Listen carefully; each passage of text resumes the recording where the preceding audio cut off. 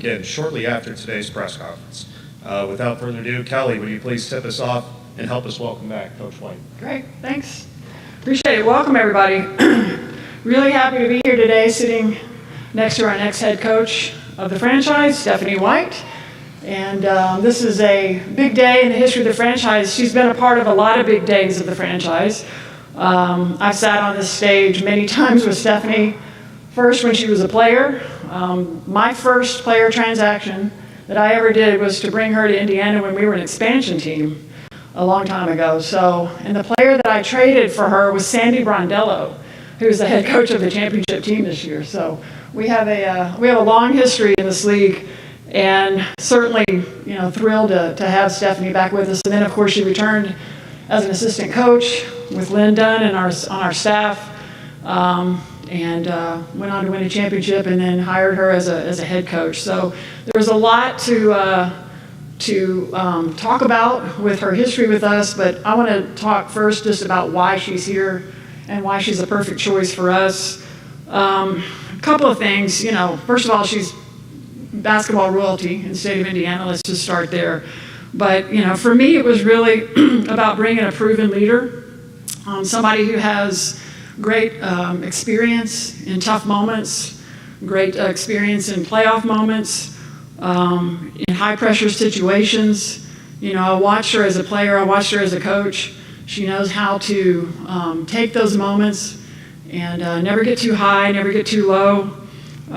Just a high basketball intellect. The way that she communicates with her players is very impressive.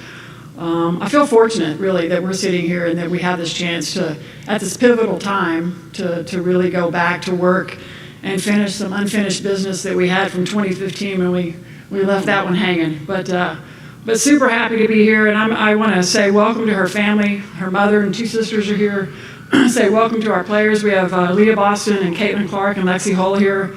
Very happy to see you guys.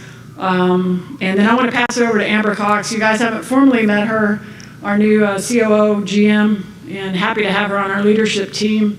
Look forward to getting to work with her, and I'm going to pass it over to Amber.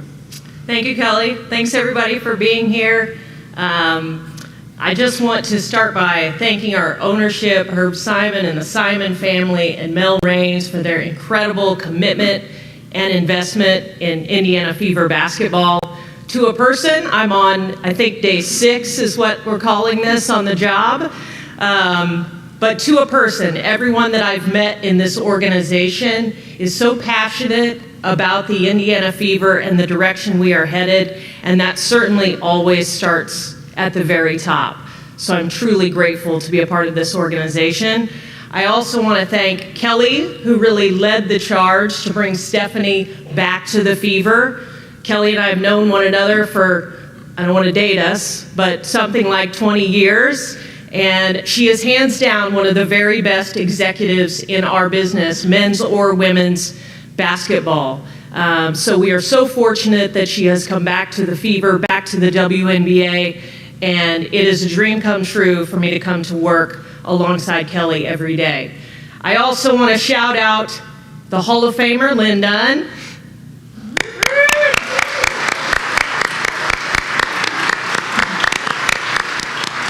Lynn Dunn has her fingerprints all over this franchise. She has been a mentor to me, a mentor to Steph, to so many of us who have come up in this business. And I'm truly grateful that Lynn has agreed to stay on as a senior advisor as I step into this new role as the general manager of the Indiana Fever. And now the reason that we're all here, I'm so excited to welcome Stephanie White back home as the Indiana Fever head coach.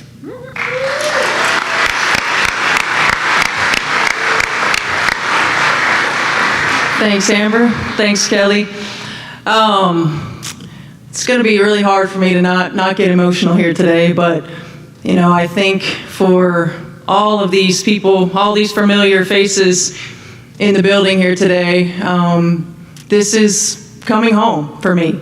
It has been such an experience with this franchise for nearly 25 years from day one, and the opportunity to come home and to lead this young, exciting, talented team to work with Kelly again, who is, the best architect in the WNBA and has put together championship teams year in and year out, to finally work with Amber. I've seen her at many stops along the way as well, and then certainly to continue to work alongside my mentor in Lynn Dunn, who from the time I was about 14 years old, up until now and beyond, has been an incredible resource, sounding board, motivator for me in my quest to be the best that I can be, on and off the floor. And certainly when you think about the Indiana Fever and the Indiana Pacers, and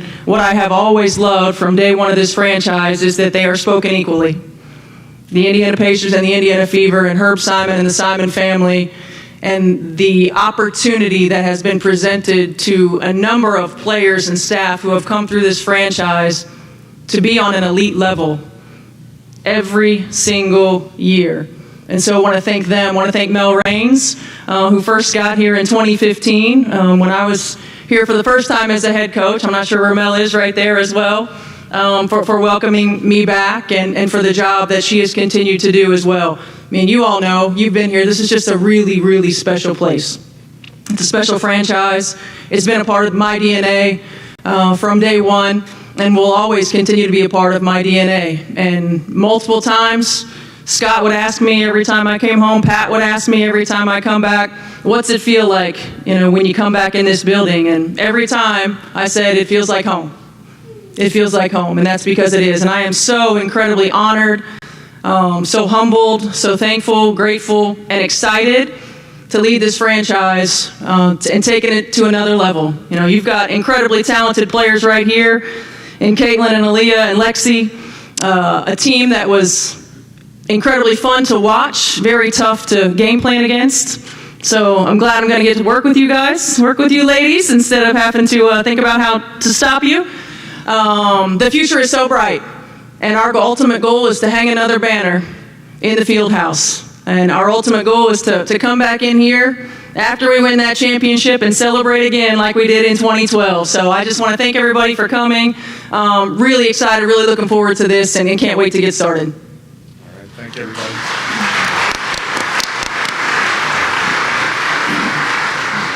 All right, thank you, everybody. We'll go to questions in the room. Raise your hand, and we'll get a mic around. Bob, you like to start? For Stephanie, this is Bob Kravitz with BobKravitz.com, I guess. You're at a real inflection point in the history of the league. You were with the league when it started. How do you characterize the responsibility that you have, not only for this organization, but this league, and being one of the top franchises, going back to being one of the top franchises in the league? I think first and foremost, it's an exciting time. Those of us who have been around since day one have been waiting for this moment. We have envisioned this moment. We've spoken it into existence from day one, this moment. And so the responsibility, embracing the opportunity with where our game is, where women's basketball is, certainly we always want to recognize those whose shoulders that we stand on now, certainly, and those who are trailblazers, moving the needle and moving the game forward. And so for me, I'm just, I'm excited, I'm humbled, I'm passionate, I'm competitive, and I'm committed to continuing to move the needle for our league. I love this league. I love the game of basketball. I love the challenges that being at this pivotal moment create. And as a competitor, embrace these opportunities that we have. And certainly we all know it's not easy, but anybody who's ever done what we do knows that it's worth it. Kelsey, go ahead. Hey, Stephanie. Kelsey Casper, sideline reporter for the Fever.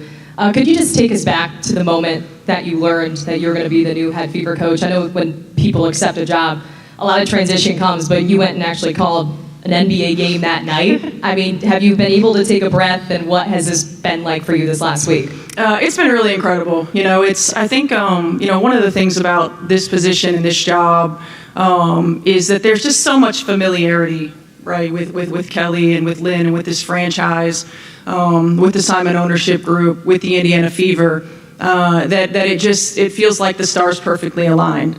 And so, while at times there's anxiety through transition, there just really hasn't been for me. It's been very calming. It feels perfect. This franchise has been a part of my DNA from day one, and will always be. And so it's when things are meant to be, it feels really good. Certainly for me, being able to go call a game, I love basketball. Like, this is what I do. If I could be in a gym every day, all day, that's what I would do. So it was fitting almost that I was continuing to stay in the game and call a game that night. So I'm really excited about the opportunity. Certainly this is an amazing welcome. But getting down to the work, right? Rolling our sleeves up, getting back into the gym and thinking about the future is what we're all about and why we're here. Go to Pat in the back. Hello, Tess. Pat Boylan back here. Hi. Hey, Pat. Wondering how things have changed for you since you've come back here. Just in a few days, you think about the facilities in this building and everything you were able to accomplish in 2015, 2016. But how do things feel different when you return? Well, I think first and foremost, the game is different. When I think about, where we are in terms of more talented players than we've ever had, right? The game is completely different. Obviously, this is a franchise that for each moment we've been in the league's history, we've always had everything that we needed to succeed. And as the needle moves and as things change and as they've continued to change so rapidly, we've kept up with that. And I think that's a really important piece of where we are in the WNBA's history and forward thinking and where we're going to be in the near future. But for me, there's always been a piece when it comes to walking into this building and seeing all of these familiar faces. Many of us who are sitting on this side and on that side grew up in this organization, and there's always a special part of coming home. But Pat, you've seen it. You were here from those years too. Everything has changed. The expectations are higher. The game is different. Players are better. Teams are better. Teams are deeper. The league is expanding. So there's no rest for the weary. We gotta get to work and we gotta be forward thinking. Go Scott on the right. Scott Agnes, Fieldhouse Files. Hey, Steph. As you reevaluate this roster, you've had a little bit of time to do that. What priorities do you have to be able to get back on that exact stage that you were back in 2012? I think first and foremost, I think everybody knows and understands that there's never a substitute for experience. Like, this is a young roster who gained valuable experience throughout the course of this season. And having playoff experience is so important. You just never know what you don't know. And so the experience that these players gain throughout the course of the season, the experience that they'll continue to gain throughout the course of this league is so important. And there's no substitute for that. Amber and I and Kelly are just talking about, players and evaluations before we came out here. And building quality depth is going to be important. When you have a core three like we have, surrounding them with players who are going to, fill the roles, certainly, first and foremost, who are going to embrace the roles, secondly, and who give us the best opportunities for success by complementing what they do really, really well. We have seen in this league's history, how difficult it is to win a championship. The margin for error is small. The margin for error is small. When you're building teams, it's not about always just getting the best players. It's about getting the best complement of players who fit well together, who play well with one another, who work to bring the best out in one another. I believe truly in my heart that connected teams are winning teams. And so players who fit the culture of the Indiana Fever and where we are and where we're moving towards. Next to first row on the right. Yeah, Chloe Peterson, Indianapolis Star. This one's for Kelly. I was just wondering, what was your process in first deciding to make the coaching change, and then what excited you about bringing Steph back on? Yeah, so, when I came in, beginning of October, really, had an opportunity to evaluate and fully look at everything. And so my challenge was, where do we need to make improvements? Where can we get better? And how do we, expedite this process? Because, from what I saw in the 2 years of, watching from where I sat, Christy Sides did a great job. And as we move forward, my thought process was how do we maximize what we have, and how do we jump on this opportunity now? So, the direction, the timeline was accelerated, to be honest. There was an opportunity to try to take experience, look at how can we maximize this group of young players, the resources that we have to be successful and move that forward. So, we had made a decision that we were going to move on. And that was tough because it doesn't take away from anything that Christy did and what that coaching staff did. And to use her words, she left it better than she found it. And but we're looking forward, and this is about the next phase and the next era of kind of what we're building here. So, once I got word that Stephanie White could potentially be available, we had some other candidates that we were looking at. And then when I had the opportunity to talk with her, it was like fortuitous, or something that just, I couldn't even believe the timing of the opportunity to talk with her. And I know Stephanie, I know how she is as a coach, and I saw what she did when she was here the 2 years that she coached, and just the chance to have her come back and take over. There's a lot of similarities in the way I see her play the game, the way she coaches the game, the way she communicates. In what we have very highly intellectual players. Aaliyah Boston is one of the sharpest, high IQ players I've ever seen. Caitlin is as well.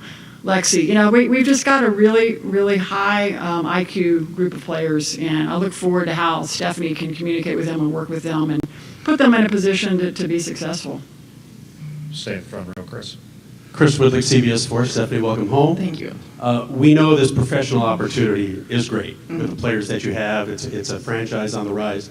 How important was the personal side for you in making this decision, being closer to home, closer to family, and getting that side of your life in order again? Yeah, it was really important. I think I'm at the point in my career where, making a decision for one reason or another isn't really good enough anymore. It's got to be about professional opportunity. It's got to be about the personal opportunities. And for me, being near my family, and some of them are here today, including my nephew, who I've only seen a few times, so it would be great to see his little cute face more often.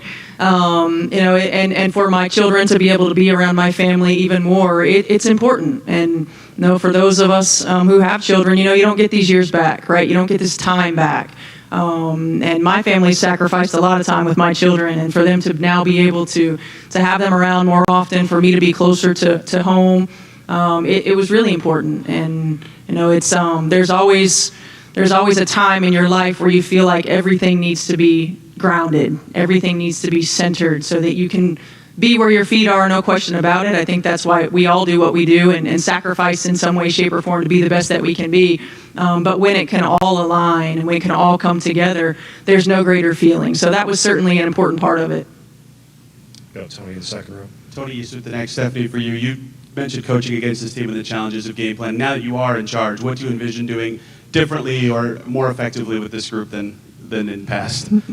Well, I think, first and foremost, obviously, they're an exciting team to watch. I think offensively, we can be more creative. I think we can utilize, more versatility, utilize the certain players in different ways. I'm a forward-thinking, outside-the-box kind of coach. I like to challenge them on a number of levels. They're a high IQ team, so also giving them the freedom to make plays. Like, you want to make plays, you don't run plays. Everybody knows at the end of the day, players win the ball games, right? You got to give them the freedom, the confidence to believe in their abilities to make those plays, but also a little bit of the structure to help them see the different ways that you can attack. I think we've got to get better on the defensive end of the floor.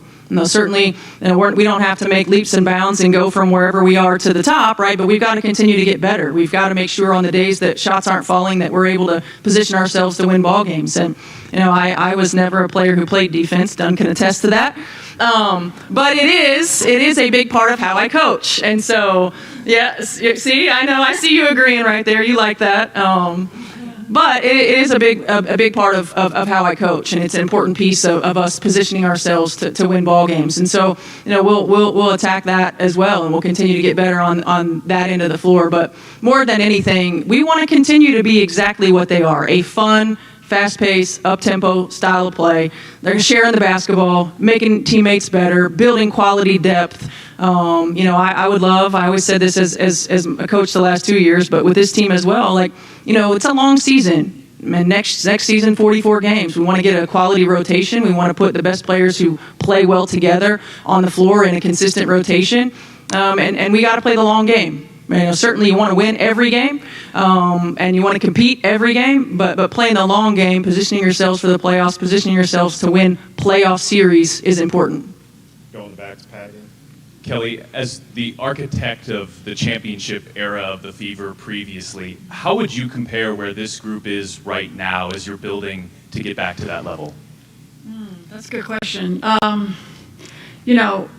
Obviously, I had 16 years with Tamika Catchings as our focal point, so that was a good place to start. And we were a defensive-oriented team. But I would say, which is why I didn't play. I know exactly. Steph's all sometime on the court. But it's, there's similarities in that, you typically have like a core group that you want to build around. And then I would always add veterans, players that veterans kind of figure out, they've been in it a little bit. So, talent obviously wins as well. But there's a lot of similarities in a point guard like Caitlin that can help make other players better. I mean, it's kind of similar to the way we started building around Tyrese Halliburton. There's ways that you can build around a player that knows how to pass the ball and get other people involved. But look, it's like Steph said, the margin of error is slim, and on any given night anything can happen. But I think that we are at a point where we have an attractive group, we have a great organization, we can attract a few free agents to come here and bolster and keep us on the path that we're on. And then Amber, is somebody that's held key positions at different franchises over the last couple of decades. I mean, what about this opportunity excited you, was able to pull you away from those opportunities? Kelly Krauskopf called. That was a big one, to be able to work alongside someone like Kelly. Obviously, this roster and what's happening here in Indiana, these incredible players, it was really a no-brainer. It is a role that is very similar to positions that I've held in Connecticut and Phoenix, so I'm very excited to have a foot in both the business and a foot in the basketball. Again, that feels like a very comfortable space for me to be able to marry the two together. So it's really just, as Steph said, perfect all the way around, personally and professionally. ESPN.com. Steph, both as a broadcaster and as opposing coach, you've studied Aaliyah and Caitlin a lot. I wonder what has really stood out to you. They're the past two rookies of the year. What stood out to you about how they played individually and also how they played as a pick-and-roll duo? I think first and foremost, they're both incredibly competitive players, and there's a fire and a mentality that you can't teach when it comes to competitive spirit, and when it comes to being a great teammate, and when it comes to lifting those up around you, and watching both of them grow into not just the players that they are, but grow into the spotlight that they have, how they lead.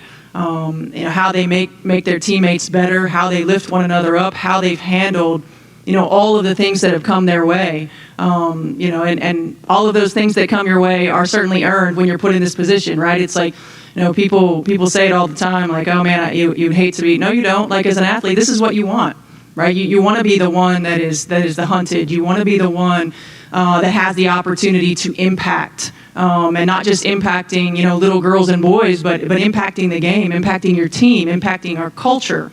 And these two have led the way with that. And then you put it together and you've got the point guard and the center. Are you kidding me? Like, you've got the bookends that you want to build around. And these two are the best. And I think that there's so many things that they do well right now, and you saw the difference from the beginning of the season to the end of the season, and how much better they got with one another, how much they could anticipate what one another was going to do, how they facilitated with one another. But there's so much room for growth, and when you think about a Stockton and Malone, right? You think I know you guys are too young for that reference, but when you think about the great point guards and post players that our game, not just our league, but our game has seen, they are going to go down in history as the greatest. And I'm excited about the opportunity to work with them. I'm excited about the opportunity that we have to build from those starting points and build out, and for the longevity that those two could have in Indiana, in Indianapolis, and hanging banners in this building. All of those things are so exciting. The future's really bright, and I'm just glad to be a part of it. Casey? Yeah, Anthony Calhoun, Wish TV. Stephanie, congratulations. Happy for you. When you see these sellouts and these fans, and for you personally, how much are you looking forward to being able to coach in an atmosphere like they've had here this past year? I'm excited. You know, AC, it's these guys are used to it. In college, they're selling out arenas. You know, back in the old days, we used to sell out arenas too. And for the first time, it's becoming the norm, right? It's not just becoming a college thing that hasn't transferred to the WNBA. It's becoming the norm, and I'm excited. You know, that's the added era and realm of having fans in the building, whether they're cheering for you or not, is huge. Competitors love it. You know, embracing opportunities to play in front of a lot of fans, embracing opportunities to impact those 1 or 2 or 3 or 4 people that are in the arena just by doing what you love to do every single day, just by signing autographs before or after the game, all right, just by getting on the floor after a loose ball. You know, I have boys, and I love having my boys who are wearing the WNBA jerseys, now who are shooting shots and acting like they're Caitlin Clark and Aaliyah Boston and you know, and Tamika Catchings, that was their first jersey, right? And so this is such an incredible moment on a global scale for our game, for our players, for us who have been around for a long time, and I'm embracing this. I will always embrace it. I don't think any of us will ever take it for granted, because this is what we envision. And now we get an opportunity to live it. You know, Dunn was from the time when you were driving the station wagon, right? The wooden station wagon and doing the laundry, you know, to now. I mean, you know, talk about trailblazers, you know, and for me and for Kelly and for Amber to have been able to sit at those tables and have those conversations with Dunn and Mickey DeMoss and Gil Gestenkors and Pat Summitt and just hear where it started and now be able to live where it is. And for them to be able to carry it to where it's going, it's just such an incredible opportunity and such an incredible moment. Scott, got another one.